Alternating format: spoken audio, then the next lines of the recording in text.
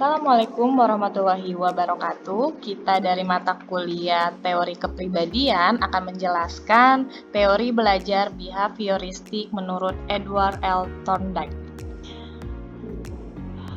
Ini adalah kelompok kami. Yang pertama ada Adiela, yang kedua Afifah, yang ketiga Cynthia, yang keempat Jusini, dan yang kelima Adelia. Apa yang akan kami jelaskan? Kita akan menjelaskan pengertian, hukum-hukum belajar, tahapan proses perkembangan dalam teori behavioristik, kelebihan dan kekurangan, dan yang terakhir adalah kesimpulan. Pengertian akan dijelaskan oleh teman kita, yaitu Adiela. Teori belajar behavioristik adalah teori belajar yang mengedepankan perubahan perilaku peserta didik sebagai hasil proses pembelajaran. Teori behavioristik menurut Thorndike, belajar merupakan proses koneksi antara stimulus respon yang berujung pada perubahan tingkah laku. Hubungan stimulus respon ini, menurut Thorndike, dapat diperkuat dengan adanya kesiapan dalam menerima perubahan tingkah laku tersebut, diberikan pengulangan, dan diberikan penghargaan. Teori belajar behavioristik Edward L. Thorndike sangat tepat dalam pembelajaran matematika. Hal tersebut dilihat dari implikasi teori belajar behavioristik Edward L. Thorndike dalam pembelajaran di kelas. Implementasi tersebut dengan cara guru memastikan kesiapan siswa dalam proses belajar, agar stimulus yang diberikan dapat diterima siswa. Selanjutnya akan dibacakan oleh teman saya, Afifah. Ya, jadi di sini Thorndike mengemukakan 3 dalil tentang belajar. Yang pertama ada law of effect atau hukum sebab akibat, yaitu adalah hubungan stimulus respon akan semakin kuat jika akibat yang ditimbulkan menyenangkan. Akan tetapi, jika tidak, maka berlaku sebaliknya, yaitu akibatnya tidak akan memuaskan. Yang kedua ada law of exercise atau hukum latihan atau pembiasaan. Ini dibagi dua. Yang pertama ada law of use dan yang kedua adalah law of disuse. Law of use adalah koneksi-koneksi akan menjadi tambah kuat jikalau ada latihan. Yang kedua, law of disuse adalah koneksi-koneksi akan menjadi lemah jika latihan-latihan atau penggunaan dihentikan.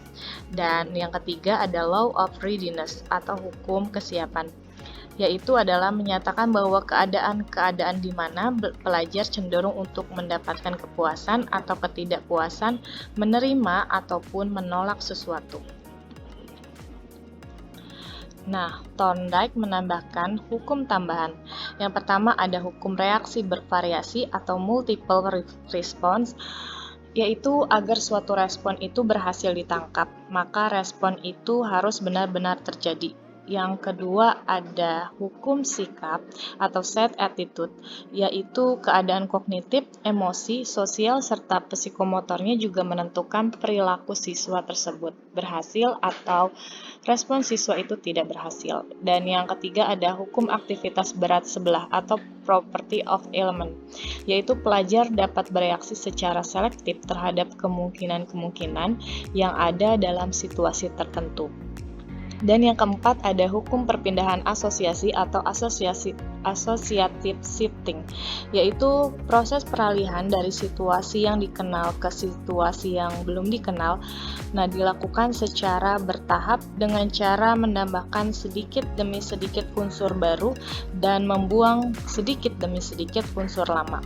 Dan yang terakhir ada hukum by response by analogy, yaitu individu dapat melakukan respon pada situasi yang belum pernah dialami karena individu yang sesungguhnya dapat menghubungkan situasi yang belum pernah dialami dengan situasi yang pernah dialami sehingga terjadi transfer atau perpindahan unsur-unsur yang telah dikenal ke situasi baru.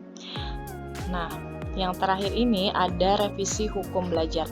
Yang pertama, hukum latihan ditinggalkan karena ditemukan pengulangan saja tidak cukup untuk memperkuat hubungan stimulus respon. Sebaliknya, tanpa pengulangan pun hubungan stimulus respon belum tentu diperlemah. Dan yang kedua, hukum akibat direvisi. Dikatakan oleh Thorndike bahwa yang berakibat positif untuk perubahan tingkah laku adalah hadiah, sedangkan hukuman tidak berakibat apa-apa.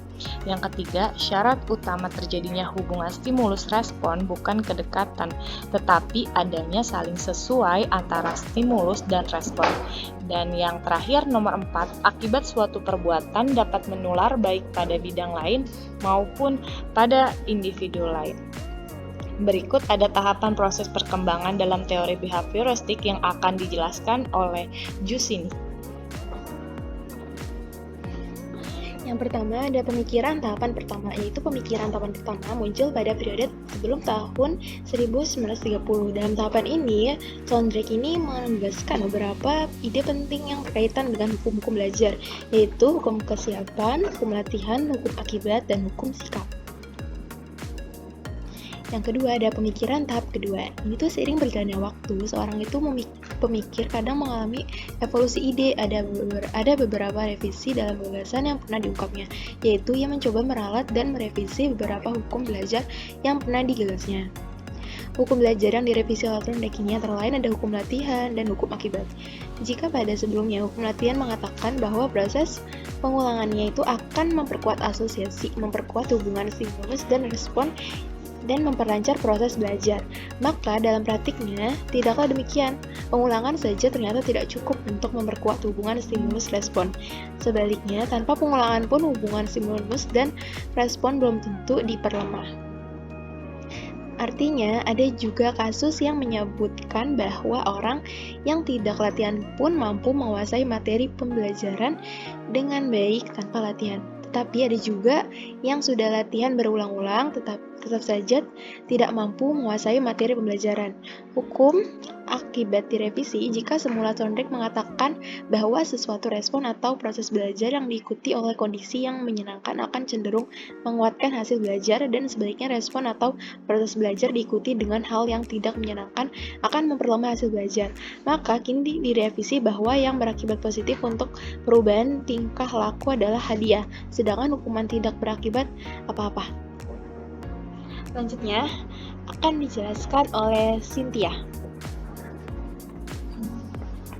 Selanjutnya ada kelebihan dari teori behavioristik dari Edward L. Thorndike. Yang pertama, yaitu teori ini mengarahkan anak untuk berpikir linear dan konvergen. Belajar merupakan proses pembentukan atau shaping, yaitu membawa anak menuju atau mencapai target tertentu. Yang kedua, membantu guru dalam menyelesaikan indikator pembelajaran matematika. Seterusnya ada kelemahannya.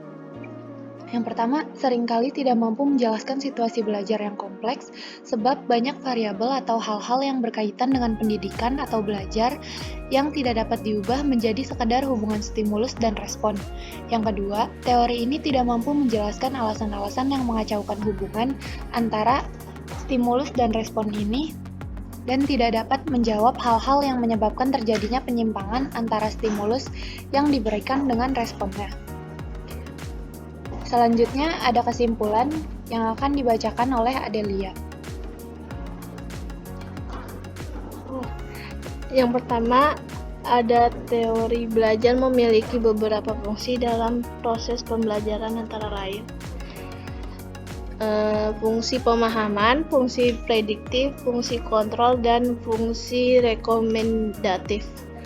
Lalu yang kedua, melalui fungsi rekomendatif, teori behavioristik dapat merekomendasikan pedoman instruksional kepada pendidik yang berupa stimulus yang tepat dalam proses pembelajaran sehingga memunculkan respon peserta didik yang merupakan hasil yang diinginkan. Yang ketiga, teori belajar behavioristik menjelaskan bahwa belajar adalah perubahan tingkah laku sebagai akibat dari adanya interaksi antara stimulus dan respon.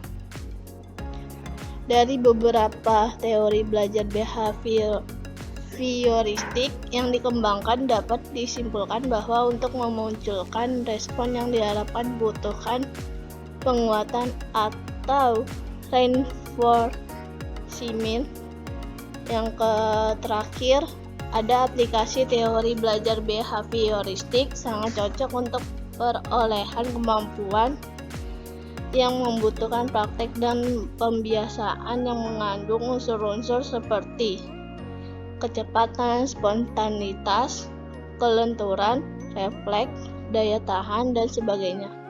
Sehingga model yang paling cocok adalah drill dan practice. Ya, itu dia presentasi kami dari kelompok 8 tentang teori behavioristik dari Edward L. Thorndike. Ya, sekian. Semoga teman-teman bisa memahami apa yang sudah kita jelaskan ya. Assalamualaikum warahmatullahi wabarakatuh.